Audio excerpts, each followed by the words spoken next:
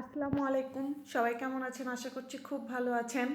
তো আমরা ফুপু ভাতিজা মিলে গিয়েছিলাম হচ্ছে মিরপুর 10 বেনারসি পল্লীতে। বাসা থেকে বের হয়ে এয়ারপোর্ট দেখতে দেখতে ফুপু ভাতিজা যাচ্ছিলাম।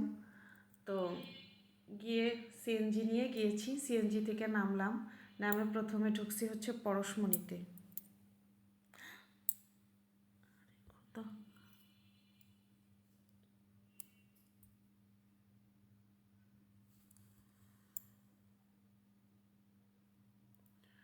পরশমণিতে ঢোকার পরে প্রথমে আগে এই সিল্ক শাড়িগুলা দেখেছিলাম। তবে আমি অনলাইনে দেখে সিদ্ধান্ত নিয়েই গিয়েছিলাম যে কী রকম শাড়ি নেব।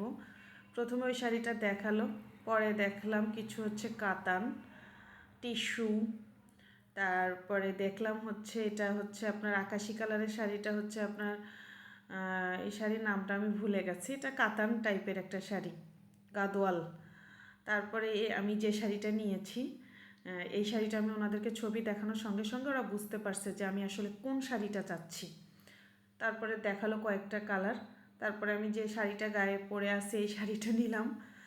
তারপরে আমি যেহেতু একটা অনুষ্ঠানে যাব, একটা গিফট আইটেম খুঁজছি। এই শাড়িটা প্রথমে আমি সিলেক্ট করে তারপরে আবার অনেক শাড়ি দেখেছি একটা গিফট আইটেমের জন্য। তবে পরশমণি শাড়িঘরের যে মেইন ব্রাঞ্চটাতে আমি গিয়েছিলাম, ব্রাঞ্চটা বিশাল বড়, আলাদা আলাদা সেকশন আছে, আলাদা আলাদা রকমের শাড়ি দেখানোর জন্য। তো আমার শাড়িটা এটা বের করছে, তো দরদাম করতেছি আসলে অনলাইনে যেটা দেখাইছে। আমি বলতেছি যে প্রাইস কম করতে হবে, তো ভাইয়া বলতেছে আপু আসলে আমরা তো ওইভাবে জিনিসের দরদাম করি না, তবে আপনি এটা ব্লাউজ বা ফলস লাগায় নেন। তো আমি শাড়িটা পছন্দ করার পরে শাড়ির পাড়ের নিচে ফলস লাগানোর জন্য পাঠালাম এবং ব্লাউজের পিস কাটার জন্য। তবে ব্লাউজের মজুরি চাইছিল 900 টাকা। তো যেহেতু সময় ছিল না, ওরা ফলস আর পেটিকোট দিছে। তারপরে আমি গিফট আইটেমের শাড়ি দেখা শুরু করলাম। এই ব্ল্যাক শাড়িটা আমার জন্য অনেক ভালো লেগেছিল, কিন্তু এটা হচ্ছে দাম অনেক বেশি চাচ্ছিল। পরে আমি একটা আমাদের যে মিরপুরের ঐতিহ্যবাহী কাতান আছে গিফট করার জন্য, ওরকম একটা কাতান নিয়েছি। যাকে গিফট করব সেটাও ব্ল্যাক কালারের, তার ব্ল্যাক অনেক পছন্দ। তো এইভাবে মানে এই শাড়িটা আমি নিতে চাইছিলাম, অনেক দরদাম করেছি, তবে শাড়ির দরদামে বনে নাই, এই জন্য নেওয়া হয় নাই। তারপরে হচ্ছে দেখালো আরও অন্য কোয়ালিটির একটা শাড়ি দেখলাম। ওই যে নিচের একটা আপনার সি গ্রিন টাইপের, সি গ্রিন বলবো না, ওটা কি বলা যায়, ময়ূরকণ্ঠী টাইপের কালার, ফোনে অন্যরকম দেখা যাচ্ছে।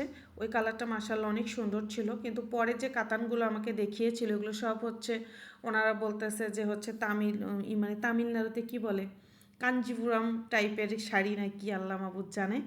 তো যাই হোক, দোকানে গেলে সব রকম শাড়ি একই রকম মনে হয়, মাথা ঘুরে ভোবো করে কোনটা ছেড়ে কোনটা নেবেন। দরদাম মনে হয় যে আল্লাহ দাম বেশি বলে ফেলেছি না আমাকে ঠকাচ্ছে। আমার মতো কার কার এই রকম হয় যে শাড়ির দোকানে গিয়ে মনে হয় আমি কি ঠকতেছি নাকি?